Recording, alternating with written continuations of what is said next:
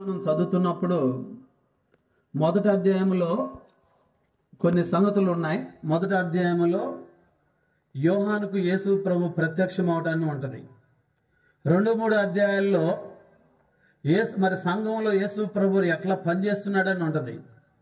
4-5 అధ్యాయాల్లో పరలోకంలో యేసుక్రీస్తు వారు ఆయన మహిమను ఎట్లా బయలుపరుచుకుంటున్నాడని ఉంది. 6-19 అధ్యాయాల వరకు భయంకరమైన శ్రమలు ఉన్నాయి. భూమి మీద 7 ఏండ్ల మహా శ్రమలు ఉన్నాయి. కాబట్టి ఆ 7 ఏండ్ల మహా శ్రమలు ఎంత భయంకరంగా ఉంటాయో మనకి ఆ చదువుతున్నప్పుడు మనకు అర్థమవుతుంది. అందుకనే మరి 19వ అధ్యాయం వరకు మనం చదివి 6వ అధ్యాయం నుండి 19వ అధ్యాయం వరకు 7 ఏండ్ల మహాశ్రమలు ఉంటాయి. తర్వాత 20వ అధ్యాయంలో సైతాను బంధించబడతాడు. 1000 సంవత్సరాలు బంధించబడతాడు. తర్వాత మరి ధవల సింహాసనం తీర్పు ఉంటుంది. ప్రకటన గ్రంథం 20వ అధ్యాయానికి వచ్చినప్పుడు క్రొత్త ఆకాశము క్రొత్త భూమి ఉంటుంది. నూతన యెరూషలేము అనే పరిశుద్ధ పట్టణము పరలోకం నుండి భూమి మీదకి దిగి రావటము మనం చూస్తాం. కాబట్టి అందుకనే ఈ ప్రకటన గ్రంథం యొక్క వివరణ మనకి ఎంతో అవసరమైంది. సరే, ప్రకటన గ్రంథాన్ని గురించి చెప్పడం లేదు కానీ, సరే ఇక్కడ మనం చదువుకున్న భాగానికి వస్తే యెషయా భక్తుడు ఏం చూస్తున్నాడంటే దేవుడు తన స్థలము విడిచి బయలుదేరి వచ్చుతున్నాడనే మాట మనం చూస్తున్నాం. చూడండి, అక్కడ రాయబడిన మాట 20వ వచనంలో మధ్య భాగంలో యెహోవా తన నివాసములో నుండి వెడలి వచ్చుతున్నాడు. దేవుడు నివాసం ఎక్కడా చెప్పండి ఏమా? దేవుడు ఎక్కడ నివాసం చేస్తాడు? మన మధ్యలో, ఆత్మీయంగా మన మధ్యలో ఉన్నాడు. కానీ భౌతికంగా నివాసం చేసేది పరలోకం. ఎవరు? యేసు ప్రభువారు దేవుడు పరలోకంలో నివాసం చేస్తాడు. ఆ పరలోకంలో ఉన్న దేవుడే అప్పుడప్పుడు భూమి మీదకి వస్తూ ఉంటాడు. భూమి మీదకి వస్తూ ఉంటాడు. బైబిల్లో మనం చూస్తున్నాము, నోవాహు దేవునితో నడిచాను, హానోకు దేవునితో నడిచానంటే దేవుడు వారి దగ్గర మధ్యకు వచ్చేవాడు, నడిచేవాడు. ఆదికాండం 3వ అధ్యాయంలో దేవుడు చల్లపోటును ఆదాము అవ్వల దగ్గరికి వచ్చాడు అని రాయబడింది. అంటే అర్థమైంది, ఆదాము అవ్వల దగ్గరికి వచ్చాడు. తర్వాత చూస్తే మరి నోవాహుతో ఉన్నాడు, హానోకుతో ఉన్నాడు. చెప్పాలంటే అబ్రహాము దగ్గరికి కూడా వచ్చాడు. కల్దీయుల దేశం నుండి కనానుకు నడిపించింది కూడా ఎవరు? దేవుడే. ఇశ్రాయేలుల మధ్యకు కూడా దేవుడు దిగి వచ్చినట్లుగా మనం చూస్తున్నాం. మోషేతో అంటాడు కదా, నేను వారిని విడిపించుటకును కనానుకు నడిపించుటకును నేను దిగి వచ్చి ఉన్నాను అంటున్నాడు. ఇట్లా ఇంకో మాట చెప్పాలంటే 1 తిమోతి 1:15లో రాయబడింది, పాపులను రక్షించుటకు క్రీస్తు యేసు ఈ లోకమునకు వచ్చాను. అంటే యేసు ప్రభు ఎక్కడ ఏం చేశాడంట? వచ్చాడు, పరలోకం నుండి భూమి మీదకి వచ్చాడు. అయితే ఇక్కడ ప్రత్యేకంగా ఒక మాట రాశాడు. ఏమని? యెహోవా తన నివాసమును విడిచి ఏం చేస్తున్నాడంట? వెడలి వచ్చుతున్నాడు. నివాసములో నుండి వెడలి వచ్చుతున్నాడు. పరలోకాన్ని వదిలి భూమి మీదకి చివరిసారిగా రాబోయే రాకడది. యేసు ప్రభు భూమి మీదకి రాబోతున్నాడు. ఎందుకు వస్తున్నాడో తెలుసునా? ఆయన వచ్చినప్పుడు ఏం జరిగింది? మీకా గ్రంథం 1వ అధ్యాయం మనం చదివినప్పుడు, మీకా గ్రంథం 1వ అధ్యాయం అక్కడ రాయబడిన మాట మనం చూస్తున్నాం. 1వ అధ్యాయం 3వ వచనం, ఇదిగో యెహోవా తన స్థలము విడిచి బయలుదేరుతున్నాడు. ఆయన దిగి భూమి యొక్క ఉన్నత స్థలముల మీద నడవబోతున్నాడు. ఆయన దిగి ఏం చేస్తున్నాడంట? భూమి యొక్క ఉన్నత స్థలముల మీద నడవబోతున్నాడు. ఉన్నత స్థలాలు అంటే ఏవి? మనం చెప్పాలంటే కొండలు ఉన్నత స్థలాలు, పర్వతాలు ఉన్నత స్థలాలు. మనం అంటే అడుగులు అక్కడక్కడ వేస్తాం అడుగులు. మరి దేవుడు ఎక్కడ వేస్తాడు అడుగులు? అని చిన్న అడుగులా? ఆయన పర్వతాల మీదే నడుస్తాడు, కొండల మీదే నడుస్తాడు. నడిచినప్పుడు ఏం జరుగుతుంది?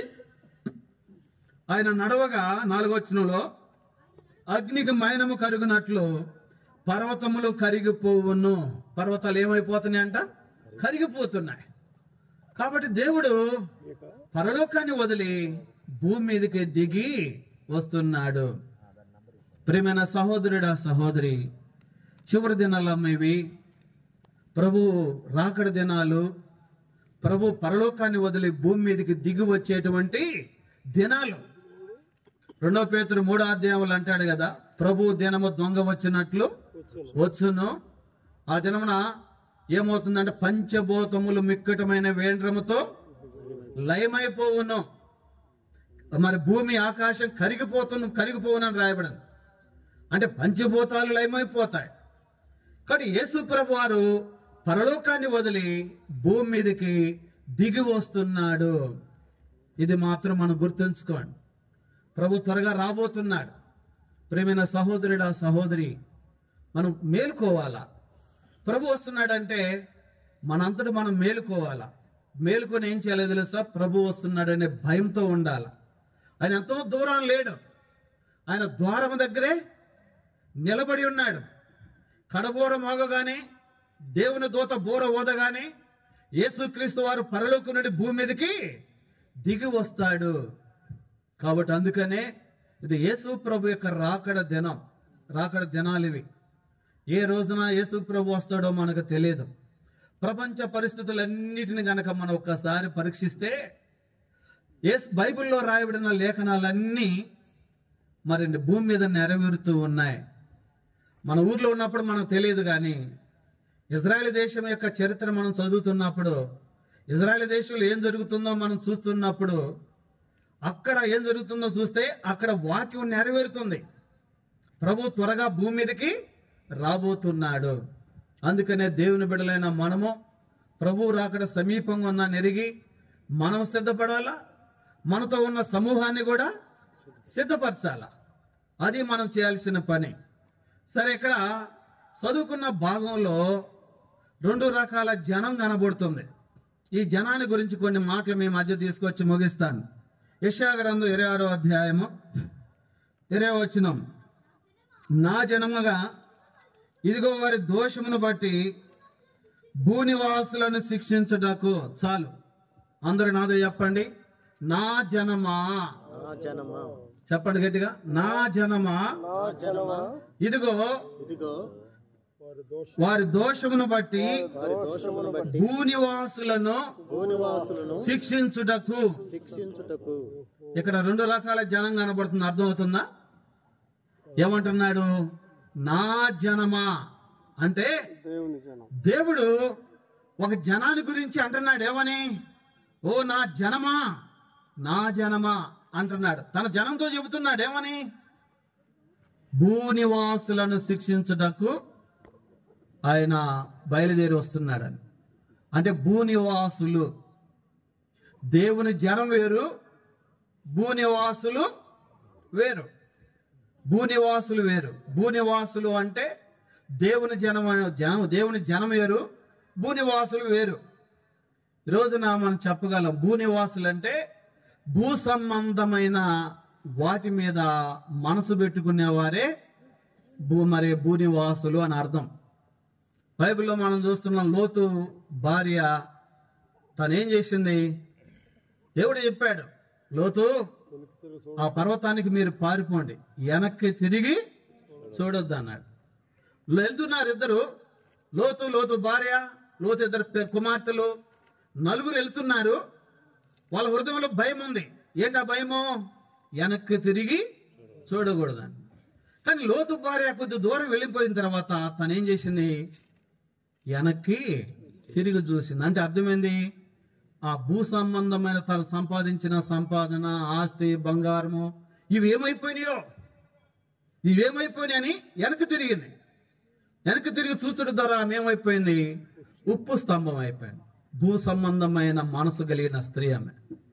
రోజుల్లో మనం చెప్పగలం, నోవా కాలంలో జలప్రలయం వస్తుందయ్యా, మీరు ఓడలోనికి రండి అంటే మేము తినాలా, త్రాగాలా, పెళ్లి చేసుకోవాలా, పెళ్లిగించుకోవాలా అన్నారు. నాయన జలప్రలయం వస్తుంది, మీరు మరణిస్తారు, చనిపోతారు అంటే మేము తినాలా, త్రాగాలా, పెళ్లి చేసుకోవాలా, పెళ్లిగించుకోవాలా? అంటే వాళ్ళు ఏం చేస్తున్నారు? ఈ భూ సంబంధమైన వాటి మీదే మనసు పెట్టుకున్నారే గాని దేవుని వాక్యము మీద వారు మనసు పెట్టుకోలేపారు. అందుకే వారు ఏమైపోయారు? నోవా కాలంలో వారందరూ జలప్రలయం వచ్చేసింది, వారందరూ మరణించారు. సొదొమ గొమొర్రా పట్టణంలో నుంచి లోతు కుటుంబం బయటకు వచ్చిన తర్వాత సొదొమ గొమొర్రా పట్టణంలో ఉన్న మనుషులు ఏమైపోయారు? కాలిపోయారు. ఎందుకు కాలిపోయారంటే వాళ్ళు తినుచు, త్రాగుచు, పెండ్లాడుచు, పెళ్లికిచ్చుచు ఏం చేస్తున్నారంట? రకరకాలు చేస్తున్నారు వాళ్ళు. దాన్ని వదిలిపెట్టండి అంటే బయటికి రాలేదు. ఆకాశం నుండి అగ్ని వచ్చింది, దాని మీద కుమ్మరించబడింది, వాళ్ళు ఏమైపోయారు? కాలిపోయారు. ఈ రోజుల్లో కూడా మనం చెప్పగలము, దేవుడు రెండు విధాలుగా జనాన్ని రెండు విధాలుగా విభాగిస్తున్నాడు. వాటి భూనివాసులు అంటే భూ సంబంధమైన మనసు కలిగిన వారు. దేవుని జనం అనేది వేరే జనం, దేవునికి సంబంధించిన జనం. ఇప్పుడు ఈ దినాల్లో మనం ఎట్లా ఉండాలా? భూనివాసులంగా మనం ఉండకూడదు, ఆత్మ సంబంధమైన జనముగా, దేవుని జనముగా మనం ఉండాలా. కాబట్టి అందుకనే దేవుని బిడ్డలైన మన జీవితంలో మనం తెలుసుకోవాల్సింది ఏంటంటే భూ సంబంధమైన మనసు కలిగిన జనముగా మనం ఉండకూడదు. దేవుని నివాసము, దేవుని ఆత్మ సంబంధమైన జనముగా మనము ఉండాల. భూ సంబంధమైన జనాన్ని గురించి, భూనివాసుల గురించి దేవుడు ఏమంటున్నాడు చూడండి. అక్కడ రాబడిన మాట 20వ వచనం, నా జనమా ఇదిగో వారి దోషమును బట్టి భూనివాసులను శిక్షించుటకు, అందరూ నాతో చెప్పండి, భూనివాసులను శిక్షించుటకు. ఏం చేయడానికమ్మా? శిక్షించడానికి దేవుడు దిగి వస్తున్నాడు. దేవుడు శిక్షా కాలం అంటారు. ఏ కాలం అది అంటే చాలాసార్లు మనం అనుకుంటాం కదా, ఏంటబ్బా ఎన్నో అవినీతి జరుగుతుంది, అక్రమం జరుగుతుంది, పాపం చేసేవాళ్ళు గొప్పోళ్ళుగా ఉన్నారు, దోషం చేసేవారు పెద్ద పెద్ద మేధావులుగా ఉన్నారు, గొప్పోళ్ళుగా ఉన్నారు, ఏంటి ఈ పరిస్థితి అని అనుకుంటాం. కానీ దేవుడు ఏమంటున్నాడంటే భూనివాసులను శిక్షించుటకు. ఏం చేయడానికి? శిక్షించడానికి దేవుడు దిగొస్తున్నాడు.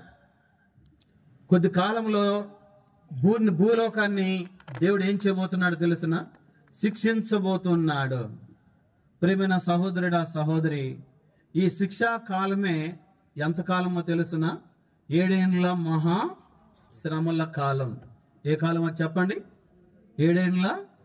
ఒక పాట ఉంది కదా, అదే అదే ఆ రోజు యేసయ్యా ఉగ్రత రోజు, 7 ఏండ్ల శ్రమల రోజు, పాపులంతా ఏడ్చే రోజు, అదే అదే ఆ రోజు. ఎన్ని సంవత్సరాలంట? 7 ఏండ్ల శ్రమల రోజు. ప్రియమైన సహోదరుడా, సహోదరి, భూలోకంలోని ప్రజలను, దేవుణ్ణి ఎరగని వారిని, దేవుని విశ్వాసం ఉంచని వారిని దేవుడు శిక్షించే దినం ఒకటి నిర్ణయించాడు. దేవుడు శిక్షించే దినం ఒకటి నిర్ణయించాడు. ఆ దినం ఏంటంటే 7 ఏండ్ల శ్రమల కాలం. ఆ 7 ఏండ్ల శ్రమల కాలం కొన్ని విషయాలు మీతో పంచుకోవాలనుకుంటున్నాను. ఈ మధ్య పాపం ప్రవీణ్ పగడాల గారు మరణించారు. మరణించగానే 2 వచనాలు దేవుడు నాకు గుర్తు చేశాడు. వెంటనే ఏం గుర్తు చేశాడంటే ప్రకటన గ్రంథం 6వ అధ్యాయం. ప్రకటన గ్రంథం 6వ అధ్యాయము అక్కడ రాయబడిన మాట మనం చూస్తున్నాం. ప్రకటన గ్రంథం 6వ అధ్యాయము 9వ వచనం. ఆయన 5వ ముద్రను ఇప్పినప్పుడు దేవుని వాక్యము నిమిత్తమును తామిచ్చిన సాక్ష్యము నిమిత్తమును వధింపబడిన వారి ఆత్మలను బలిపీఠము కింద చూచితిని. వారు నాదా సత్యస్వరూపి పరిశుద్ధుడ ఎందాక తీర్పు తీర్చకయు మా రక్తం నిమిత్తం భూనివాసులకు ప్రతిదండన చేయక ఉందు అనే బిగ్గరగా కేకలు వేసిరి. తెల్లని వస్త్రం వారిలో ప్రతి వానికి ఇవ్వబడెను. మరియు వారి వలనే చంపబడబోవు సహదాసుల యొక్క సహోదరుల యొక్క లెక్క పూర్తిగా వారికి ఇంకా కొంచెం కాలము పరలోకంలో బలిపీఠం ఉంది. బలిపీఠం కింద కొన్ని ఆత్మలు ఉన్నాయి. ఈ ఆత్మలు ఏమంటున్నాయో తెలుసిన? కేకలు వేస్తున్నాయి. ఏమని? నాదా, సత్యస్వరూపి, పరిశుద్ధుడా, ఎందాక మాకు తీర్పు తీర్చక ఉంటావు? ఎందాక తీర్పు తీర్చుకొని ఉంటావు? మన వాళ్ళు కూడా కేకలేస్తుంది అదే కదా. వీ వాంట్ జస్టిస్ అంటున్నారు. ఏమంటున్నారు? We want justice. మాకు న్యాయం కావాలా, మాకు న్యాయం కావాలా. మనుషుల్ని న్యాయం అడిగితే ఎవరు న్యాయం చూస్తారు? యేసయ్యకే న్యాయం జరగల. జరిగిందా? అన్యాయపు తీర్పు పొందాడు యేసు ప్రభు. దేవుని బిడ్డలకు న్యాయం జరగదు. అయితే వాళ్ళు కేకలేస్తుంటే వీళ్ళు ఏమంటున్నారు తెలిసిన? ఇంకా కొంచెం కాలము మీ వల్లనే, రాయబడిన మాట కదా, వారి వల్లనే సంపబడబో వారి యొక్క సహదాసుల యొక్క సహోదరుల యొక్క లెక్క సంపబడవలసిన లెక్క ఉంది. ఇంకా అర్థమైందా? ఈ మాట చెబితే మన వాళ్ళు ఒక మందిరం కూడా మానుకుంటారేమో. సంపబడవలసిన వాళ్ళసిన లెక్క ఉంది. దేవుడు మీ వాళ్ళు అంటున్నాడు, ఆ ఆత్మలు ఘోషిస్తున్నాయి, నాదా, సత్యస్వరూపి, ఎందాక తీర్పు తెచ్చుకుని ఉంటావయ్యా? మా నిమిత్తము భూనివాసులకు ఎందాక తీర్పు తెచ్చుకుని ఉంటావంటే కొంచెం ఓపిక పట్టుకోనండి. మీ వల్లనే మీ సహోదరుల యొక్కయో సహదాసుల యొక్కయో మరి ఏ లెక్క, సంపబడేవారి యొక్క లెక్క. దేవుని బిడ్డలో వధింపబడవలసిన పరిస్థితులు ఉన్నాయి. వధింపబడవలసిన పరిస్థితులు ఉన్నాయి. ఆ లెక్క అంటే హతసాక్షుల లెక్క కంప్లీట్ కావాలా. హతసాక్షుల యొక్క లెక్క కంప్లీట్ అయితే యేసు ప్రభు రాకడ భూమి మీదకి వచ్చేస్తుంది. వారిలో ఒకవేళ మనం ఉన్నామో, మనకంటే ముందు ఎంతో మంది చనిపోయిన వాళ్ళు ఉన్నారు, ప్రభు కొరకు హతసాక్షులు అయ్యారు. సరే, ఇంకొక వాక్యం ఏంటి? ఆ వాక్యం అంటే ప్రకటన గ్రంథం 16వ అధ్యాయం. ప్రకటన గ్రంథం 16వ అధ్యాయము 4వ వచనం. 3వ దూత తన పాత్రను నదుల్లోనూ జలధారలోనూ కుమ్మరింపగా అవి రక్తమాయను. అప్పుడు వర్తమాన భూతకాలం నుండి పవిత్రుడా, పరిశుద్ధుల రక్తమును, ప్రవక్తల రక్తమును వారు కార్చినందుకు తీర్పు తీర్చి వారికి రక్తము త్రాగనిచ్చింది. ఇది జడ్జిమెంట్. దేవుడిచ్చే తీర్పు ఏంటో తెలుసునా? ఏం తీర్పిస్తున్నాడు? పరిశుద్ధుల రక్తమును, ప్రవక్తల రక్తమును కార్చినందుకు వారికి రక్తము త్రాగనిచ్చితివి.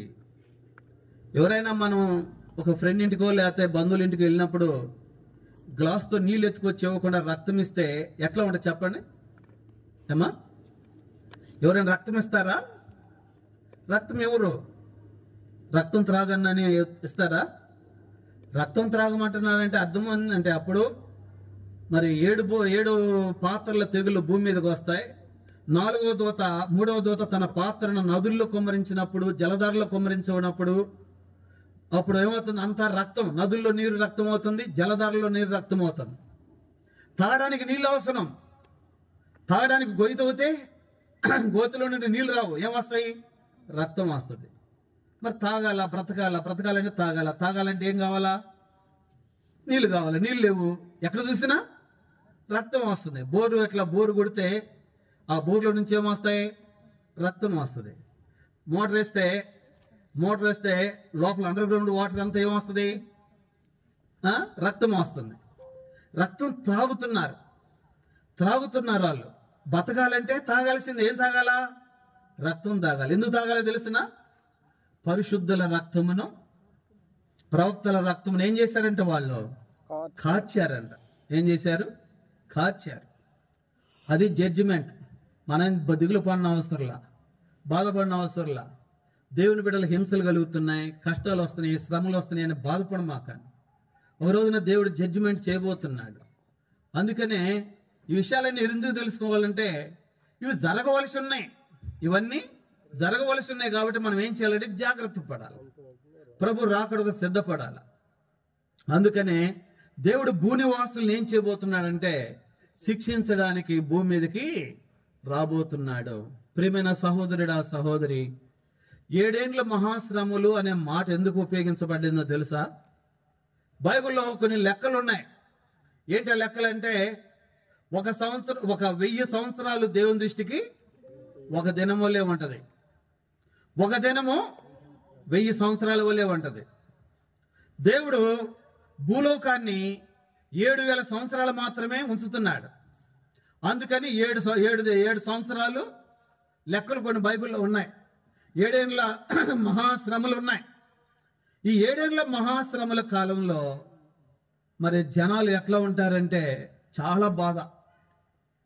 పైనుండి తెగుళ్ళు వస్తాయి భూమి మీదకి. ఆ తెగుళ్ళు తట్టుకోలేనంత తెగుళ్ళు అన్నమాట. అందుకనే దేవుడు భూనివాసులను ఏం చేయబోతున్నాడంటే శిక్షించబోతున్నాడు. అయితే మనం ముందుగానే ఏం చేయాలో తెలుసిన, యేసు ప్రభు రాకడ రాకమునిపే మనం సిద్ధపడాలి. యేసు ప్రభు వచ్చినప్పుడు ఏం చేయబడాలి? మనము ఎత్తబడాలి. ఏం చేయబడాలి? ఎత్తబడాలి. విడవబడకూడదు. ప్రార్థన చేసుకోవాలి, ప్రభా నీ వస్తే నేను ఎత్తబడాలయ్యా, నీ వస్తే నేను ఎత్తబడాల. ఒకవేళ విడవబడితే 7 ఏళ్ల మహాశ్రమలు మనం రుచి చూడాల్సిందే. 7 ఏళ్ల మహాశ్రమల్లో 21 తెగులు భూమి మీదకి వస్తాయి. ఒక్కొక్క తెగులు ఎంత ఘోరంగా ఉంటుందో మనం చదువుతుంటే అర్థమవుతుంది.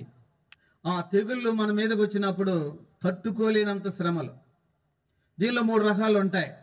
మొదటి రకమేమో బోర్ల తెగుళ్ళు, కొంచెం చిన్న తెగుళ్ళు అయి. తర్వాత ముద్రల తెగుళ్ళు మొట్టమొదటిది. తర్వాత బోర్ల తెగుళ్ళు. తర్వాత ఏమో పాత్రల తెగుళ్ళు భూమి మీదకి వస్తాయి. ఈ ముద్రల తెగుళ్ళు చిన్నవి. దానికి మించినవి ఏంటంటే మరి బోర్ల తెగుళ్ళు. దానికి మించినవి పాత్రల తెగుళ్ళు. పాత్రల తెగుళ్ళు ఎట్లా ఉంటాయి అంటే తట్టుకోలేనంత ఉంటాయి.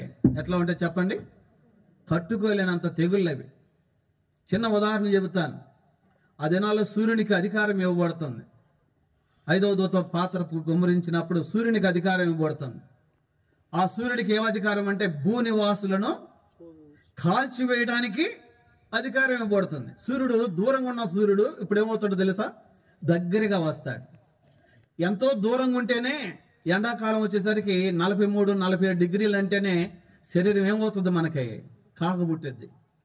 మరి సూర్యుడు దగ్గరికి వస్తున్నాడంటే ఎట్లా ఉంటది? ఇంకా శరీరము కాలిపోయి మసిబొగ్గులా తయారవుతారు. ప్రాణం మాత్రం పోదు కానీ మసిబొగ్గులా తయారవుతారు. ఏసీలు పనిచేయవు. ఇక మనుషులు ఎక్కడికి పోవాలో తెలియదు. చెట్లు ఎండిపోతాయి. మరి అక్కడ చెట్లు కూడా ఉండవు ఆ దినాల్లో. ఇళ్లలో ఉండాలంటేనేమో ఆ ఎండ దెబ్బకు బిల్డింగులు కూడా ఏడెక్కిపోతాయి. ముఖాలు నల్లగా మారిపోతాయి, శరీరాలు నల్లగా మారిపోతాయి. ప్రియమైన సహోదరుడు, ఆ సహోదరి, విడవబడితే వచ్చే శ్రమలు ఎంతో భయంకరం. కొన్ని చెబుతున్నాను, ఇంకా చాలా విషయాలు ఉన్నాయి. అందుకనే దేవుడు భూనివాసులను శిక్షించడానికి పరలోకం నుండి భూమి మీదకి దిగి వస్తున్నాడు. అయితే మనం విడవబడితే ఈ శ్రమల్లో మనము పాలు పొందుతాం. ఈ శ్రమల్లో మనం తప్పనిసరిగా ఉండాల్సి వస్తుంది. ఈ శ్రమలు మనం కల్లారా చూడాల్సి వస్తుంది. ఆ దినాల్లో పాట ఒకటి ఉంది కదా, తల్లి జాడ పిల్లకు లేక, పిల్ల జాడ తల్లికి రాక, తల్లి జాడ పిల్లకు లేక, పిల్ల జాడ తల్లికి రాక, చెట్టుకొకరు పుట్టకొక్కరై అనాథలై అరిచే రోజు, చెట్టుకొకరు పుట్టకొక్కరై అనాథలై అరిచే రోజు, ఆ రోజు శ్రమ నుండి తప్పించే నాదుడే లేడు, ఆ రోజు శ్రమ నుండి తప్పించే నాదుడే లేడు. అదే అదే ఆ రోజు, యేసయ్యా ఉగ్రత రోజు, 7 ఏండ్ల శ్రమల రోజు, పాపులంతా ఏడ్చే రోజు, అదే అదే ఆ రోజు. కాబట్టి ఆ దినాల్లో తల్లి జాడ పిల్లకి తెలియదు, పిల్ల జాడ తల్లికి తెలియదు. ఈ దినాల్లో భార్యాభర్తలు అంటే ఎంత ప్రేమ అంటే, భార్య అంటది, ఏమండి మందిరానికి వెళ్తానంటుండే అంటే భర్త అంటాడు, నువ్వంటే నాకు ఎంత ప్రేమ, నన్ను వదిలిపెట్టి వెళ్తావా నన్ను వదిలిపెట్టి వెళ్తావు మందిరానికి అనగానే, నా భర్తకి అంత ప్రేమో నా మీద, నా మీద అంత ప్రేమో అని చెప్పి భర్త మాట విని మందిరాన్ని మానేసాం అనుకో, రేపు విడవ పెడితే ఆ విడవ పడినప్పుడు భార్యాభర్తలు ఒకరినొకరు అరుచుకుంటారు. నా మాట ఎందుకు విన్నావే నువ్వు అని భార్యని అంటాడు. భార్య అంటది కదా, నీ మాట వినే కదంటే నేను మందిరం మానేశాను అంటది. ఇప్పుడైతే ఆ ప్రేమలు ఉన్నాయి, ఆ దినాల్లో ప్రేమలు ఉండవు. ఈ దినాల్లో పిల్లల మీద ఎక్కువ ప్రేమ. అరే పిల్లలారా పోండ్రా, స్కూల్కి వెళ్ళండిరా, చదువుకోండిరా, ట్యూషన్కి వెళ్ళండిరా, ఆదివారం మందిరం మానేసిన పోండ్రా అంటారు. రేపు ఎడవ పడితే మన పిల్లలు ఎటు పరిగెత్తాలా? కొండల వైపు, గొట్టల వైపు, రాళ్ళ వైపు పరిగెత్తుంటే వాళ్ళు అనుకుంటారు, నా తల్లి మందిరానికి వస్తానంటే మందిరానికి రానియకుండా చదువుకోండిరా అని పంపించింది. నేను ఇట్లా విడవబడి ఇప్పుడు కొండల వైపు, గొట్టల వైపు పరిగెత్తుతుంటే తిరిగి కారుకుడాలు మా తల్లి, నా తండ్రి. ఆలోచించండి, మన పిల్లల మీద ప్రేమ ఉంటే పిల్లల్ని గద్దించైనా శిక్షించైనా దేవునింటికి తీసుకురావాల్సిన, రక్షణలోకి నడిపించవలసిన బాధ్యత మనకు ఉంది. అర్థమైందా? 7 ఏళ్ల మహాశ్రమంలో మనం విడవబడినా, మన పిల్లలు విడవబడినా ఆ దినాల్లో ప్రేమలు ఉండవండి. ఎవరి దారి వాళ్ళదే. దేవుడి శిక్షను తట్టుకోలేక పరుగులెత్తే పని ఉంటుంది. అలాంటి పరిస్థితి మన కుటుంబాలకు జరగకూడదండి. అలాంటి పరిస్థితి మన కుటుంబాల్లోనికి రాకూడదు, మన పిల్లలకు మనకు జరగకూడదు. అందుకనే భయపడండి, వణకండి. యేసు ప్రభు వస్తున్నాడంటే గడగడకు వణకండి. మనం సిద్ధపడాలి. ఒకరితో మనకు అనవసరం. కొంతమంది అంటారు, ఆ సహోదరుడు వల్ల నేను మందిరం మానేశానన్నా, ఆ సహోదరి వల్ల నేను మందిరం మానేశాను. వారా నీకు ఉత్తరవాదులు? రేపు ప్రభు అడిగే ప్రశ్నకు జవాబు చెప్పేది వాళ్ళ మీద చెబుతావా? ఎందుకు నువ్వు మానివేశావు? ఎందుకు నువ్వు ప్రార్థన మానేశావు అంటే, ప్రభు పలానా వ్యక్తి ద్వారా, ఆ వ్యక్తి వైపు ఎందుకు చూసావు నువ్వు? నా వైపు చూడాలి కదా. యేసులో విశ్వాసమునకు కర్తయు దాన్ని కొనసాగించువాడైనా యేసు వైపు చూడాలి కదా, నా వైపు చూడాలి కదా. ఎందుకు చూడటం మానివేశావు? మనుషుల వైపు ఎందుకు చూసావు? ప్రభు వేసే ప్రశ్నకు సమాధానం ఉండదు. అందుకనే ప్రియమైన సహోదరుడా, సహోదరి, ఒకరితో మనకు అనవసరం అండి. మన విశ్వాస జీవితాన్ని మనం కాపాడుకోవాలా, మన పరిశుద్ధ జీవితాన్ని మనం కాపాడుకోవాలా. దేవుని శిక్ష తట్టుకోలేనంత శిక్ష రాబోతుంది భూమి మీద ఉన్న ప్రజలకి. విడవబడితే అట్లాంటి పరిస్థితి మన జీవితంలో మరి సంప్రాప్తం అవుతుంది.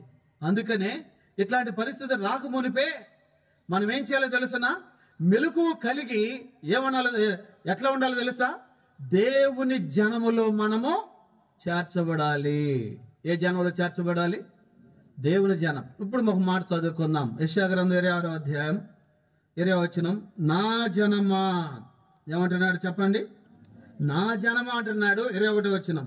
నీ వెళ్ళి నీ అంతఃపురములో ప్రవేశించుము, నీ వెళ్ళి నీ తలుపులు వేసుకొనుము, ఉగ్రత తీరిపోవారు కొంచెం సేపు. దేవుడు తన జనము కొరకు ఏం చేశాడో తెలుసునా?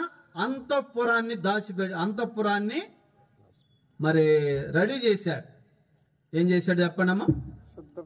దేవుడు తన జనము కొరకు ఏం సిద్ధపరిచాడంటే అంతఃపురము. అంతఃపురం అంటే ఏది? అంతఃపురం అంటే ఏది?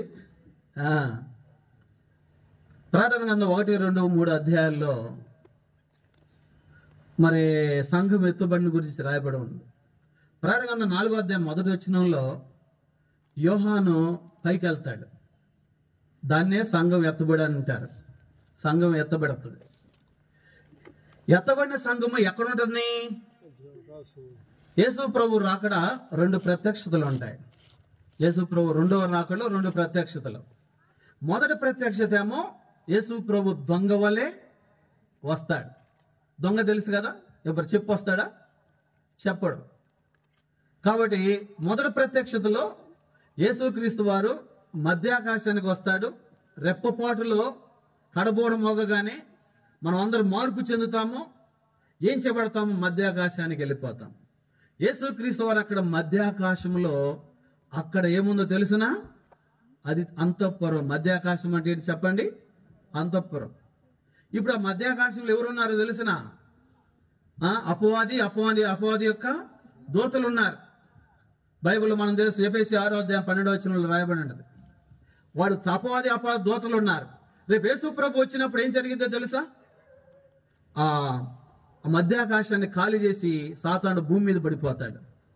సంఘం ఎత్తబడుతుంది, యేసు ప్రభుని మధ్యాకాశంలో కలుసుకుంటది.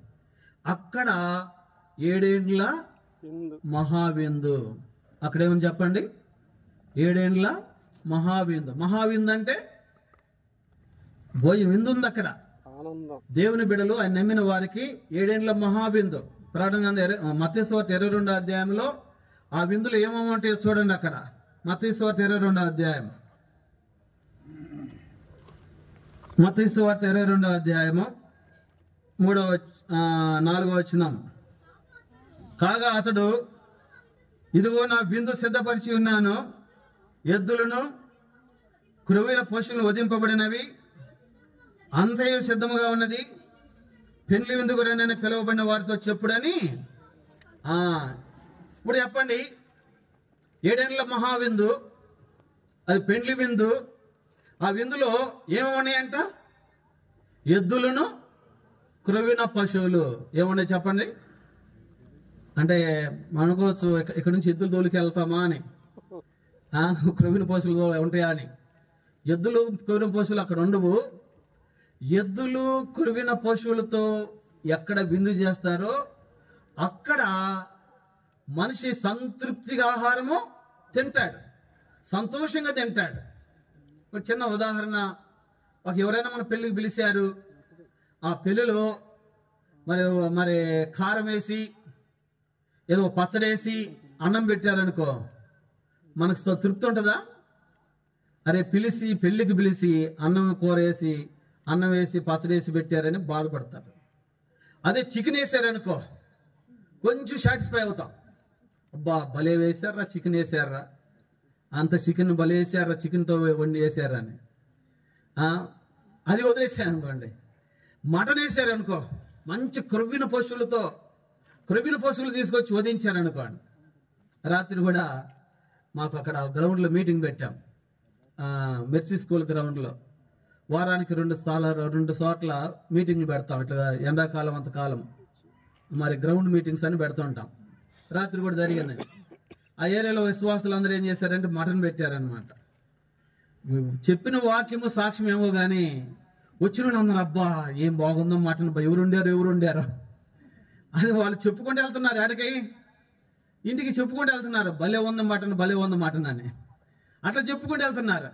అంటే అక్కడ క్రొవ్విన ఎద్దులు క్రొవ్విన పశువులతో మరి విందు చేస్తే ఎంత సంతృప్తి, ఎంత ఆనందం, ఎంత సంతోషం ఉంటుందో 7 ఏండ్ల మహావిందులో అంత సంతోషం.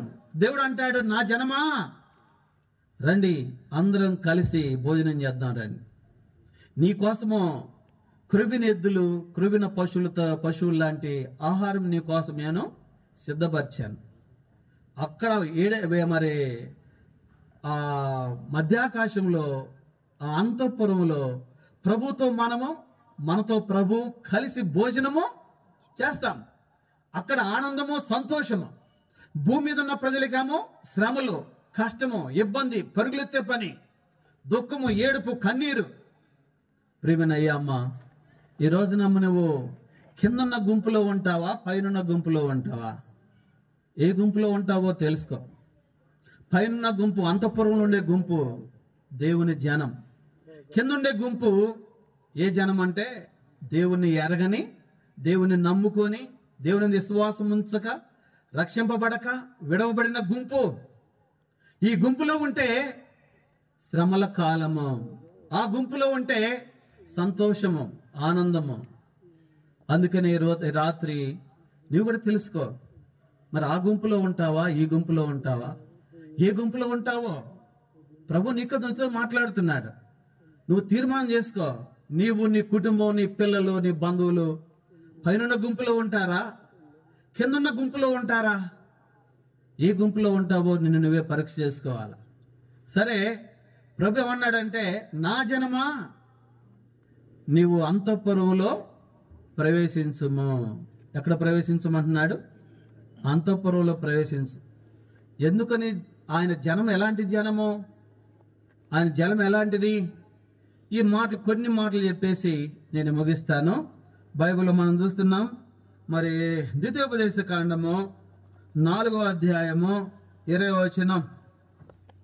ద్వితీయోపదేశ కాండము 4వ అధ్యాయం 20వ వచనం.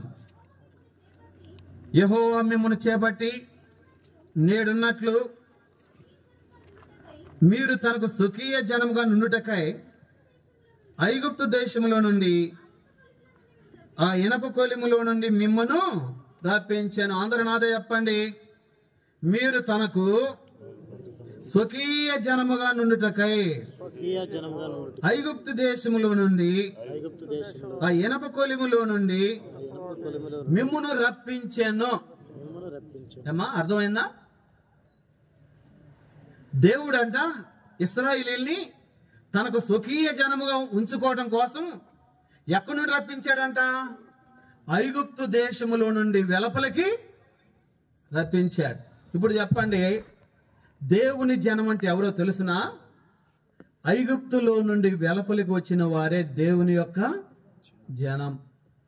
ఐగుప్తును అసహించుకొని, ఈ ఐగుప్తు నాకొద్దు, ఈ ఐగుప్తు నాకొద్దు, నాకు అవసరం లేదు అని చెప్పి ఐగుప్తును విడిచి ఎవరైతే వెలుపలికి వచ్చారో వారే దేవుని యొక్క జనం. ఈ రోజుల్లో ప్రియమైన సహోదరుడా, సహోదరి, ఐగుప్తు దేశంలో ఇశ్రాయేలీయులు హింస పొందారు, బాధ అనిపించారు, కష్టం అనిపించారు, అవమానాలు భరిస్తున్నారు, తట్టుకోలేని వేదన అనుభవిస్తున్నారు. కాబట్టి ఐగుప్తులో వారు రకరకాల పాపాల్లో చిక్కుకొని ఉన్నారు. ఇప్పుడు దేవుడు అంటున్నాడు, ఓ ఇశ్రాయేలీయులారా, నా స్వకీయ జనముగా మీరు ఉండాలంటే ఐగుప్తుని విడిచి మీరు బయటికి రండి. ఐగుప్తుని విడిచి బయటకు వచ్చిన జనమే దేవుని యొక్క జనం. ఈరోజు ఐగుప్తులో ఉన్న జనం ఆయన జనం కాదు.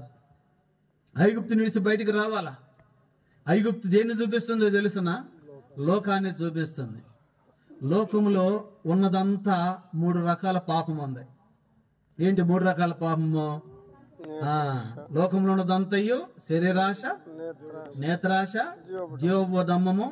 ఇవి తండ్రి వలన పుట్టినవి కావు, దుష్టుని వలన పుట్టినవి అవి. కాబట్టి అర్థమైంది, లోకంలో ఉన్న పాపాన్ని విడిచి నువ్వు వెలుపలికి వస్తే నువ్వు దేవుని యొక్క జనంలో చేర్చబడతావు. లోకాన్ని వదిలిపెట్టు, పాపాన్ని వదిలిపెట్టు, దుష్టత్వాన్ని విడిచిపెట్టు, అపవిత్రమైన జీవితాన్ని విడిచిపెట్టు. ప్రియమైన సహోదరుడా, సహోదరి, నువ్వు అక్కడ నువ్వు చేరాలంటే, అంతఃపురంలో నువ్వు చేరాలంటే దేవుని జనముగా ఉండాలా? దేవుని జనముగా ఉండాలంటే పాపాన్ని నువ్వు విడిచిపెట్టాలా? యోబు గ్రంథం 11వ అధ్యాయాలు అంటాడు, నీ చేతిలో పాపం ఉండగా దాన్ని నువ్వు విడిచినేడలా. పాపం నీ చేతిలో ఉంటే వదిలిపెట్టాయి. నీ ఇంట్లో దుర్మార్గుతుంటే నువ్వు దాన్ని కొట్టివేయి. నీ ఇంట్లో దుర్మార్గుతుంటే ఏం చేయాలా? కొట్టివేసి. పాపం నీ చేతిలో ఉండకూడదు, నీ హృదయంలో ఉండకూడదు, నీ ఇంట్లో కూడా ఉండకూడదు. ఒక సహోదరుడు మన మందిరానికి వచ్చేవాడు. అప్పుడు పెళ్లి కాలేదు మాకు, ఒకసారి సేవ చెప్తా ఉన్నాం. వాడు ఏం చేసేవాడు అంటే, చిన్నపిల్ల యవనస్తుడు, మిషన్ కుట్టేవాడు, టైలర్ పని చేసేవాడు. వాడు ఏం చేసేవాడంటే, మీ ఇద్దరు యవనస్తులమే ఒక స్థలంలో సేవ చేస్తున్నాం, నైట్ పడుకోవడానికి వచ్చేవాడు. మమ్మల్ని చూసి మా దగ్గరికి వచ్చి ఏం చేసేవాడు అంటే, మా దగ్గర ఉన్న మేము పడుకున్నప్పుడు మా జేబులు డబ్బులని తీసుకుని వెళ్ళేవాడు. మాకు అర్థమయ్యేది కాదు, మీ ఇద్దరం బ్రదర్స్మే, పెళ్లి కాలేదు అప్పటికి. అతని మీద నాకు అనుమానము, నా మీద అతనికి అనుమానం. ఏంట్రా డబ్బులు ఏమవుతాయి అయితే బయటపడలా. ఎందుకంటే మళ్ళీ అతను అనుమానిస్తాడేమోనని నా బాధ. అతను కూడా నాతో కూడా అంటలేదు. నేను అనుమానిస్తాను, అతనికి అనుమానం వస్తుందని నా బాధ, నా మీద అతనికి అనుమానం వస్తుందని అతని బాధ. చెప్పుకోవట్లేదు. తర్వాత ఏం జరిగిందంటే, ఒకరోజు కుటుంబరాలంలో కూర్చొని వాక్యం చెప్పాను. కుటుంబరాలను కూర్చోబెట్టి వాక్యం చెప్పాను. చెప్పినప్పుడు అతని హృదయం మారిపోయింది, పశ్చాత్తాపడి ఏడ్చాడు. తర్వాత ఏం చేస్తున్నాడు తెలుసునా? నా జేబులో డబ్బులు పెడుతున్నాడు, వచ్చి సంపాదించిన డబ్బులు తీసుకొచ్చి నా జేబులో పెడుతున్నాడు. నేను అనుకుంటున్నాను, ఏందబ్బా నేను జేబులో డబ్బులు పెట్టుకోలేదే, ఎట్టొచ్చిన జేబులో అనుకుంటున్నా. జేబులో డబ్బులు పెడుతున్నాడు.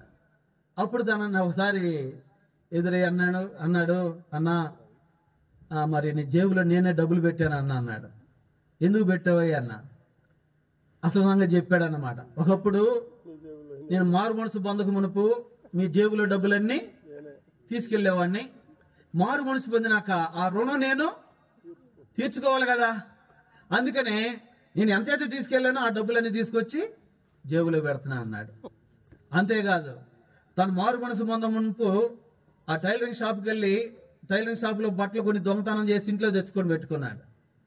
మళ్ళీ ఇప్పుడు మారు మనసు పొందిన తర్వాత బట్టలు మళ్ళీ ఎవరి తెలియదు, అవి ఇంటి బయటకు తీసుకొచ్చి కాల్చివేశాడు. ఇంటి బయటకు తీసుకొచ్చి కాల్చివేశాడు. ఇది వద్దు, నా ఇంట్లో ఉండకూడదని. ఎందుకంటే పాపము బహు భయంకరమైంది, దోషము బహు భయంకరమైంది. ఈ రోజుల్లో నువ్వు అనుకుంటున్నామో అక్రమం వచ్చిన డబ్బు, అక్రమం వచ్చిన వస్తువులు, అక్రమం వచ్చిన అన్ని దేవుని ఆశీర్వాదం అనుకుంటాము. ఆశీర్వాదం కాదవి, శాపము, శాపగ్రస్తమైనవి. నువ్వు వాటిని తొలగించుకోకపోతే, తీసివేసుకోకపోతే నీ కుటుంబము పాడైపోద్ది. ఎంతైనా సరే త్యజించు, తొలగించుకో. దైవజన భక్ష్యం గారి వాక్యం చెబితే అనేక మంది పైనుండి టీవీలు కింద పడేసేవాళ్ళంట. ఈ టీవీలు మా ఇంట్లో ఉంటే మేము పాడైపోతామని, మా కుటుంబాలు పాడైపోతాయని. అట్లా అది ఆరంభ దినాల్లో అట్లా తెగింపు ఉండేది జనాల్లో. కాబట్టి ఈ దినాల్లో ప్రజలు ఏం చేస్తున్నారంటే చెడుతనానికి అలవాటు పడిపోతున్నారు, రాజీ పడిపోతున్నారు. ప్రియమైన సహోదరుడా, సహోదరి, నువ్వు దేవుని జన్మగా నీవు ఉండాలంటే విడిచిపెట్టు, పాపాన్ని విడిచిపెట్టు, చెడుతనాన్ని విడిచిపెట్టు, అపవిత్రమైన జీవితం విడిచిపెట్టు, అపవిత్రమైన కార్యాలు విడిచిపెట్టు. నువ్వు విడిచిపెడితేనే నువ్వు దేవుని జన్మగా చేయబడతావు. ఇది మొదటిది. రెండోదిగా ఇంకో మాట చదువుకుందాం. ద్వితీయోపదేశకాండం 7వ అధ్యాయం 6వ వచనం. నీవు నీ దేవుడైన యెహోవాకు ప్రతిష్ఠిత జనము. నీ దేవుడైన యెహోవా భూమి మీద ఉన్న సమస్త జనముల కంటే నిన్ను ఎక్కువగా ఎంచి నిన్ను తనకు స్వకీయ జనముగా ఏర్పరచుకొనెను. అందరూ నాతో చెప్పండి, నీవు నీ దేవుడైన యెహోవాకు ప్రతిష్ఠిత జనము. ఏ జనం అమ్మా? గట్టి చెప్పండి. కుర్చీల మీద కూర్చున్న వాళ్ళు చెప్పాలా? ఏమంత సౌండ్ రాట్లా. అసలు సైతాన్ దిగొచ్చేదే కుర్చీల మీదకి, తర్వాత కింద ఉన్న వాళ్ళ దగ్గరికి వస్తుంది. ఈ టైంలో సైతాన్ దిగి వస్తూ ఉంటుంది అనమాట. నీ వాక్యం దయచేసి అది చెప్పుకుంటూ పోతుంటే నువ్వు హాయిగా నువ్వు చక్కగా వెనకానుకొని నిద్రపో అంటాడు. ఇప్పుడు చెప్పండి, నీవు నీ దేవుడైన యెహోవాకు ప్రతిష్ఠిత జనము. ప్రతిష్ఠిత అనే మాటలో 2 విషయాలు దాగి ఉంటాయి. ఏ విషయాలు దాగి ఉంటాయి తెలుసునా? ఒకటి పరిశుద్ధపరచబడటము. ఏం చేయబడటము? పరిశుద్ధపరచబడటము. రెండవది ఏంటంటే ప్రత్యేకించబడటము. ఏం చేయబడటము? ప్రత్యేకించబడటం. ఈ 2 మన జీవితంలో ఉండాల.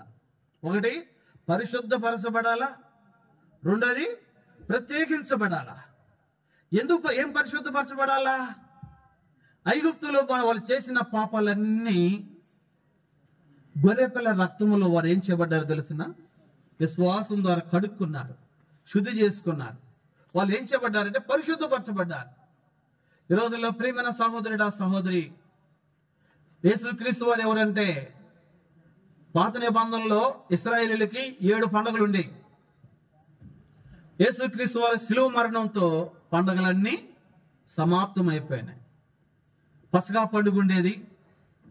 ప్రతి సంవత్సరం మొదటి నెల 14వ తారీఖున ఏం జరుపుకునే వాళ్ళు? పస్కా పండుగ జరుపుకునేవాళ్ళు. యేసుక్రీస్తు వారి శిలువ మరణంతో పస్కా పండుగ ఏమైపోయింది?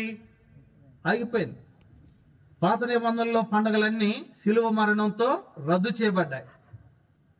ఇప్పుడు క్రొత్త నిబంధనలో యేసు ప్రభు యొక్క మరణం తర్వాత పండగలు లేవు. ఉన్నాయా పండగలు? మనకైతే చెప్పగలము, మనకు పండగలు లేవు. ఉన్నాయా పండగలు? ఏమన్నా ఇదేంటన్నా క్రిస్మస్ పండుగ జరుపుకుంటాం కదా అని. బైబిల్ ఏడ క్రిస్మస్ జరుపుకోవాలని లేదు. కాదేంటంటే జ్ఞాపకం చేసుకుంటాం ప్రభు జన్మదినాన్ని. తర్వాత మళ్ళీ అనుకుంటాం మన ఈస్టర్ పండుగ జరుపుకుంటాం కదా అని. ఈస్టర్ పండుగ అంటే యేసు ప్రభు మరణాన్ని, మరి భూస్థాపన యేసుక్రీస్తు వారు శిలువ మరణాన్ని గుడ్ ఫ్రైడేగా జరుపుకుంటాం. కానీ అసలు పండగలన్నిటికీ సమాప్తం యేసు ప్రభువే. యేసు ప్రభు ఒక పండగ. యేసు ప్రభే పండగ. యేసు ప్రభు మన హృదయంలోకి వస్తే మన జీవితమే పండగ. మన జీవితమే పండగ. పండగే లోపల ఉండగా ఇంకో పండగ చేసుకోవాల్సిన అవసరం ఏంది? అర్థమైందా? పండగ ఆడికి వచ్చేసింది, లోపలికి వచ్చేసింది. యేసు ప్రభు లోపలికి వచ్చాడు. యేసు ప్రభు లోపలికి వచ్చేసిన తర్వాత ఇంకో పండగ చేసుకోవాల్సిన అవసరము లేదు. అందుకనే దేవుని బిడ్డలైన మనకు నిత్యము పండగ. ప్రభు మన హృదయంలో ఉంటే అదే పండగ. ఒకవేళ యేసయ్య నీ హృదయంలో లేకపోతే పండగలు చేసుకోవాలా. ఏం పండుగలు? క్రిస్మస్ చేసుకుంటావు, ఈస్టర్ చేసుకుంటావు, ఇంకే జనవరి చేసుకుంటావు, ఏ పండుగలు చేసుకోండి ఇష్టం. కాబట్టి యేసయ్య నీ హృదయంలో లేకపోతే పండుగలు అవసరం. యేసయ్య నీ హృదయంలో ఉంటే పండుగలు అవసరమే లేదు. ఎందుకంటే యేసయ్య మన పండగ, ప్రభు మన పండగ. ఆ పాత నిబంధనలో పండుగలన్నీ యేసయ్య శిలువ మరణంతో సమాప్తం అయిపోయినాయి. ఎందుకు చెబుతున్నానంటే ఆ యేసుక్రీస్తు యొక్క శిలువ మరణము ఏం చేస్తుందంటే మన ప్రతి పాపాన్ని కడిగి వేస్తుంది, శుద్ధి చేస్తుంది, పవిత్రపరుస్తుంది. ఒప్పుకో, ప్రభు ఎదుట ఒప్పుకో. బైబిల్లో రాయబడింది, ఆయన మనము మన పాపములను ఒప్పుకునే ఎడల ఆయన నమ్మదగిన వాడు, నీతిమంతుడు గనక సమస్త దుర్నీతి నుండి ఆయన మనల్ని పవిత్రులుగా చేయను. ఒప్పుకుంటే క్షమిస్తాడు. చాలా మంది హృదయాల్లో ఏముంటదంటే, అమ్మో పాపం ఒప్పుకోవటమా. ఏదైనా మంచి పని చేసామనుకోండి, ఆ మంచి పని 10 మంది చెబుతాం, 20 మంది చెబుతాం. లేకపోతే మీడియాని పిలిపించి ఒక జత బట్టలు పెడుతున్నాం అనుకోండి, మీడియాని పిలిపించి జత బట్టలు వాళ్ళకి ఇస్తున్నట్టు మరి ఏం చేస్తాము, యూట్యూబ్లో పెట్టేస్తాం. అంటే మనం చేసే మంచి పనులేమో అందరి పబ్లిసిటీ చేస్తాము. ఏదైనా చెడ్డ పని చేస్తే ఇంట్లో భార్య చెప్పము, తల్లిదండ్రులు చెప్పము, పిల్లలకి చెప్పము. ఇంకో మాట చెప్పాలంటే దేవుడికి కూడా చెప్పం. ఎవరు చెప్పం? ఇప్పుడు చెప్పండి, దేవుడు చెప్పుకుని ఉంటే ఎట్లా ఉంటుంది? ఒక సిస్టర్ నా దగ్గరికి వచ్చి, అన్న ఏడుస్తుంది, నా చేతులు పట్టుకుంది, అన్న నా భర్తను బాగా చూసుకున్నా అంటుంది. ఇదేంటమ్మా, ఏమైంది నీకు, నీ భర్తకి ఏమైందని అడిగితే లేదన్నా నా భర్తను బాగా చూసుకోవాలన్నా అంటుంది, తలకాడి పెట్టి. ఏందో నాకు అర్థం కాల. ఏమైందమ్మా చెప్పమ్మా, ఏం చెప్పమ్మంటే ఆమె పురుగు మందు తాగి వచ్చిందన్నమాట. ఎందుకు తాగి వచ్చిందంటే ఆ ఇంటి పక్కన ఆమెకి ఈమెకి గొడవలు. ఆ ఇంటి పక్కన ఆమె ఏదో అందని చెప్పి ఈ ముందు తాగింది. వచ్చి ఆ ముందు తాగిన చెప్పటల్లా దాచిపెట్టుకుంటుంది దాన్ని. అప్పుడు స్మెల్ వచ్చింది, మాట్లాడుతున్న స్మెల్ వచ్చి అప్పుడు నేను అడిగా, నువ్వు ముందు తాగావా అన్న. పురుగు ముందు తాగావంటే అప్పుడు తాగానని అంది. వెంటనే వాళ్ళ భర్తకు ఫోన్ చేసి పిలిపించి హాస్పిటల్కి పంపించేశా. అదే చెప్పకపోతే ఏమయ్యేది? లోపల మరణానికి తీసుకొని వెళ్ళేది. ప్రియమైన సహోదరుడు, ఆ సహోదరి గుర్తుపెట్టుకో, నీ హృదయంలో ఉన్న పాపము, నీ హృదయంలో ఉన్న దోషము, నీ హృదయంలో ఉన్న అతిక్రమము, అది చిన్నదైనా పెద్దదైనా గొప్పదైనా కొద్దిదైనా యేసయ్య దగ్గర ఎట్లా ఒప్పుకోవాలో తెలుసా? ప్రభువా, నేను ఘోరమైన పాపి, నేను ఒప్పుకో. నీ పాపాన్ని ఒప్పుకోకపోతే రేపు ఎట్లా ఆయన జనంలో చేర్చబడతావు? ఒప్పుకున్న వాళ్ళగా చేర్చబడేది. 1991వ సంవత్సరం మే నెలలో నేను మందిరంలో అడుగుపెట్టాను. అడుగుపెట్టినప్పుడు ఒక దైవ సేవకుడు చక్కగా పాట పాడుతున్నాడు. ఆయన స్వరం మంచి స్వరం అయింది, మరి బేసు గొంతు, చక్కగా పాట పాడుతున్నా. ఏం పాట పాడుతున్నా అంటే, సిలువలో బలి అయిన దేవుని గొర్రెపిల్ల, సిలువలో బలి అయినా దేవుని గొర్రెపిల్ల, విలువైనా నీ ప్రేమ వివరింతు శ్రీయేసు. ఆనాటి యోధులే నిన్ను చంపేరనుకుంటే, ఆనాటి యోధులే నిన్ను చంపేరనుకుంటే కాదు కాదయ్యో నా పాపరుణమునకే. ఈ పాట పాడుతుంటే ఆనాటి యూదులే నిన్ను సిలువేసి చంపారనుకున్నానయ్యా, కాదు కాదు నా పాప రుణమునకి అని పాట పాడుతుంటే కళ్ళమ్మ నీళ్ళు తిరిగినాయి.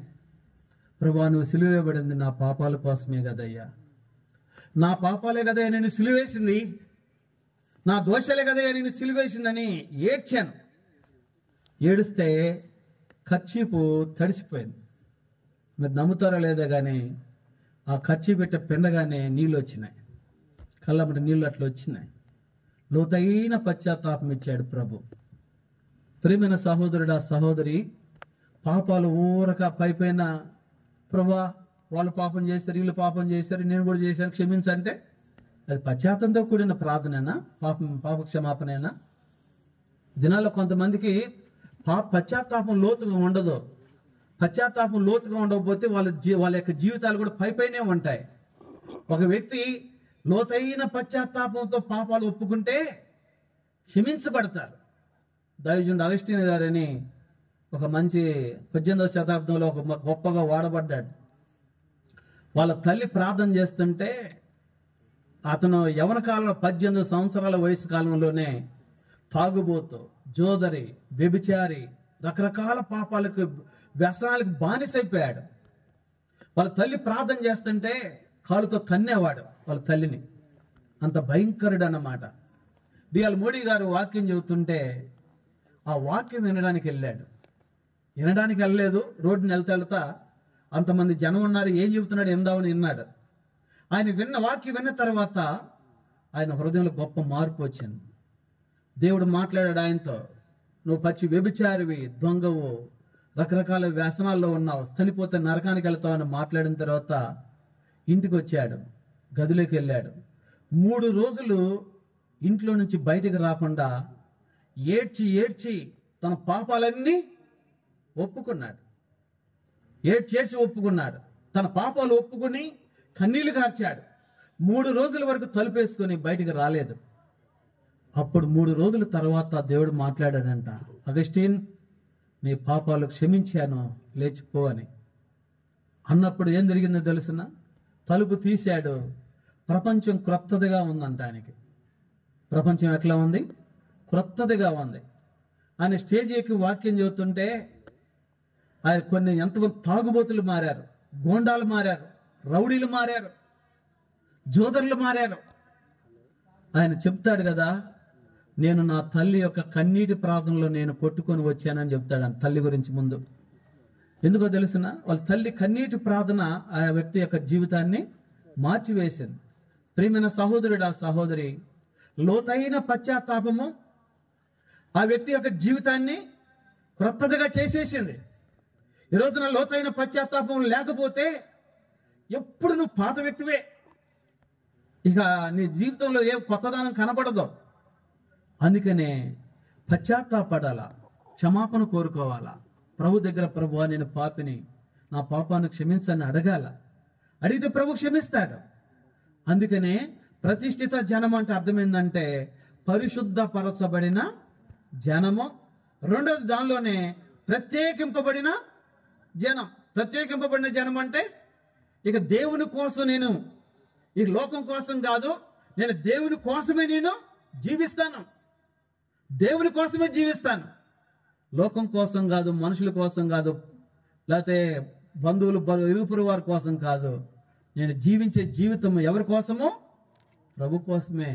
నా మటుకైతే బ్రతుకుట క్రీస్తే, సావైతే లాభం. ఎవరి కోసం బ్రతకాలి? క్రీస్తు కోసం బ్రతకాలి. క్రీస్తు కోసం బ్రతికే జనముగా మనం ఉండాలి. కాబట్టి అందుకనే మరి నా జనం అంటే దేవుని జనం ఎట్లా ఉండాలో తెలుసునా? వాటి ఐగుప్తుని విడిచి బయటకు వచ్చే జనం. రెండోది ప్రతిష్ఠిత జనముగా ఉండాల. ఉన్నారా ప్రతిష్ఠిత జనముగా? ప్రతిష్ఠించబడ్డావా? పరిశుద్ధపరచబడ్డావా? పవిత్రపరచబడ్డావా? ఇంకా నువ్వు పాపములను కూరుకొని పోతున్నావా? నీ పాపాన్ని గురించిన పశ్చాత్తాపమే లేకుండా పోయిందా? బైబిల్ మనం చెప్పగలమండి, ఏశావుకు దేవుడు ఎన్నో తరుణాలు ఇచ్చాడు. ఏమని? పశ్చాత్తాపడటానికి. కానీ తరుణాలన్నీ ఉపయోగించుకోలేకపోయాడు ఏశావు. తర్వాత మారు మనసు పొందుట కొరకే తను ఏం చేశాడంట?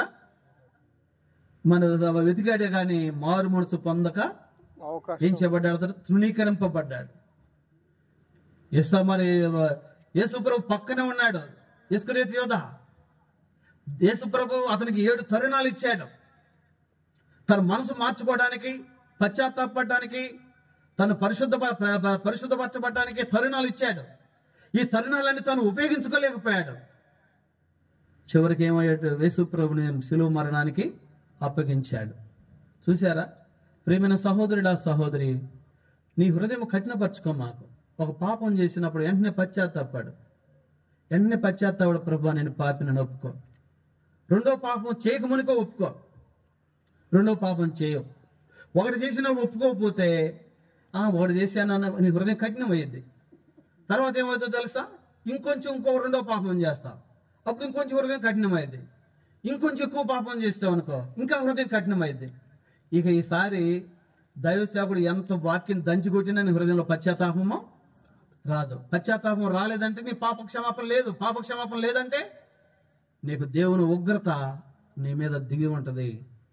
అందుకనే ప్రియమైన సహోదరుడా, సహోదరి, ఎలాంటి జనముగా మనం ఉండాలంటే బైబిల్లో మనం చూస్తున్నాం కదా, ప్రతిష్ఠిత జనము. ఇంకా 3 సంగతులు చెప్పేసి క్లుప్తంగా ముగిస్తాను. తర్వాత చూడండి, బైబిల్లో మనం చూస్తున్నాం ద్వితీయోపదేశకాండం 4వ అధ్యాయం 6వ వచనం. ద్వితీయోపదేశకాండం 4వ అధ్యాయం 6వ వచనం. ఈ కట్టలన్నిటిని మీరు గైకొని అనుసరించవలెను, వాటిని విను జనముల దృష్టికి అదే మీకు జ్ఞానము, అదే మీకు వివేకము. కాబట్టి ఏమంటున్నాడు? మరి ఈ కట్టలన్నింటిని మీరు గైకొని అనుసరింపవలెను, వాటిని గురించి విను జనముల దృష్టికి అదే మీకు జ్ఞానము, అదే మీకు వివేకము. వారు చూసి నిత్యముగా ఈ గొప్ప జనము జ్ఞాన వివేచనలు గల జనము. ఏ జనం అంట? జ్ఞాన వివేచనలు గల జనం. దేవుడు ఆయన జనం ఎట్లా రెడీ చేసుకుంటున్నాడు అంటే, జ్ఞానం ఇస్తున్నాడు, వివేచన ఇస్తున్నాడు. జ్ఞానం పొందాలి, వివేచన పొందాలి. జ్ఞానము, వివేచన. జ్ఞానం అంటే ఏ జ్ఞానము?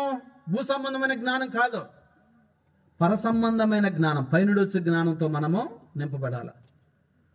యాకోబు రాసిన పత్రిక 3వ అధ్యాయంలో మనం చూస్తున్నాం పైనుండి వచ్చే జ్ఞానాన్ని గురించి. ఈ పర సంబంధమైన జ్ఞానంతో మనం నింపబడి మరి వివేచన కలిగిన జనముగా ఉండాలి. వివేచన అంటే అర్థం ఏంటంటే, ఏది మంచో ఏది చెడో, మంచిని హత్తుకోవాలా, చెడునేమో ద్వేషించాలా. వివేచన గలవాడు అట్లా చేస్తాడు. కొంతమంది ఏం చేస్తారంటే చెడును హత్తుకుంటారు, మంచినేమో ద్వేషిస్తారంటే అర్థం అతనికి వివేచన లేదు. కొంతమంది చెడునేమో ద్వేషిస్తారు, చెడునేమో హత్తుకుంటారు, మంచినేమో ద్వేషిస్తారు. వివేచన లేని జనము. అయితే దేవుడు అంటున్నాడు కదా, నా జనమ అంటే జ్ఞానం ఉండాలి, మీకు వివేచన ఉండాలా. 4వది ఇంకొక మాట చదువుకుందాం. ద్వితీయోపదేశకాండం 7వ అధ్యాయం 14వ వచనం. ద్వితీయోపదేశకాండం 7వ అధ్యాయం 14వ వచనం. సమస్త జనముల కంటే ఎక్కువగా నీవు ఆశీర్వదింపబడదువు, నీలో మగవానికే గాని ఆడదానికే గాని. కాబట్టి ఇక్కడ సమస్త జనముల కంటే నీవు ఎక్కువగా ఆశీర్వదింపబడే జనం. దేవుని జనం ఎలాంటి జనం అండి? దేవుని చేత ఆశీర్వదింపబడాలా. ఆశీర్వదింపబడుతున్నావా? ప్రభు ఆయన ఆశీర్వదించేవాడు. చివరికి ఇంకొక మాట చెప్తాను, ముగిస్తాను. ద్వితీయోపదేశకాండం 15వ అధ్యాయం 6వ వచనం. ద్వితీయోపదేశకాండం 15వ అధ్యాయం 6వ వచనం. ఏలైనగా నీ దేవుడైన యెహోవా నీతో చెప్పి ఉన్నట్లు నిన్ను ఆశీర్వదించును గనుక అప్పిచ్చేదేవు గాని అప్పు చేయవు, అనేక జనములు ఏడుదువు గాని. అందరూ నాది చెప్పండి. అనేక జనములను నీవు ఏలుదువు గాని వారు నిన్ను ఏలరు. ఏం చేయరంట? కాబట్టి దేవుని జనం అంటే ఎట్లాంటి జనము? ఏలే జనము. ఏ జనము? ఏలే జనం అంటే అర్థమైంది? ప్రభుత్వం చేసేవారు ఎవరో తెలుసునా? మనమే. ప్రతి ఆదివారం ఆరాధన చేస్తాం. ఏమని? ప్రభువా మమ్మను చీకటిలో నుండి ఆశ్చర్యకరమైన నీ వెలుగులను తీసుకొచ్చి మమ్మల్ని రాజులైన యాజక సమూహంగా చేసావయ్యా అంట. మన రాజులమేనా ఏమా కూర్చున్న వాళ్ళు చెప్పాలా? పొరపాటున ఇప్పుడు రాజులు అంటే ఊరుకుంటారు జనం. ఒక ముఖ్యమంత్రి ఉన్నాడు అనుకో, లేదా ఎమ్మెల్యే ఉన్నాడు, ఎంపీ ఉన్నాడు. రాజులంటే వాళ్ళు పరిపాలకులు, ఏలేవారు. ఇప్పుడు వాళ్ళ దగ్గరికి వెళ్ళి మేమే రాజులం అంటే వాళ్ళు ఊరుకుంటారా? మేము ఎంత ప్రయాసపడ్డామయ్యా ఈ పదవి రావడానికి, ఎంత కష్టపడ్డామయ్యా అనుకుంటారు వాళ్ళు ఒప్పుకోరు. కానీ ఎప్పుడో తెలిసిన ఏలేవారం మనము. ఎప్పుడంటే 1000 ఏండ్ల పరిపాలనలో ఏలేవారంగా మనం ఉంటాం. 1000 ఏండ్ల పరిపాలనలో మనము రాజులంగా ఉంటాం, అధికారులంగా ఉంటాం. బలా నమ్మకమైన మంచు దాసుడా, ఈ కొంచెంలో నమ్మకం కొంటే కనుక 10 పట్టణాల మీద నీవు అధికారిగా. దేవుని బిడ్డలు మనం అధికారులు అండి, ఏలేవారం మనం రాజులం. అయితే ఊరక రాదా ఆ అధికారము, ఆధిపత్యము, ఆ ఏలుబడి నమ్మకత్వాన్ని బట్టి వస్తుంది. ఎట్లా వస్తుంది? నమ్మకత్వం. నమ్మకంగా ఉండు, నీ మాటల్లో నమ్మకంగా ఉండు. అపవిత్రమైన మాటలు నోటికి రాని మాకు. నువ్వు చేసే పనులు నమ్మకంగా చేయి. దేవుని ఇంట్లో పని చేస్తున్నావా నమ్మకంగా చేయి. లేకపోతే ఏ పనైనా చేయని నమ్మకత్వం ఉండాలా. ఒకవేళ చదువుకుంటున్నావా, చదువులో నమ్మకంగా ఉండాలా, వ్యాపారంలో నమ్మకంగా ఉండాలా, ఉద్యోగులు నమ్మకంగా ఉండాలా. నమ్మకత్వాన్ని కోల్పోతే అధికారాలు రావు. కాబట్టి అందుకనే ఏలేవారంగా మనం ఉండాలి. ఎట్లా ఉండాలి చెప్పండి? ఏలేవారంగా ఉండాలంటే నమ్మకంగా ఉండండి. బైబిల్లో రాయబడింది, మరణం వరకు నమ్మకంగా ఉండము, నేను నీకు జీవకిరీటం ఇచ్చేదను. ప్రకటన 2:10 అంటాడు. అంటే మరణం వరకు ఎట్టుండాలి మనము? నమ్మకంగా ఉండు.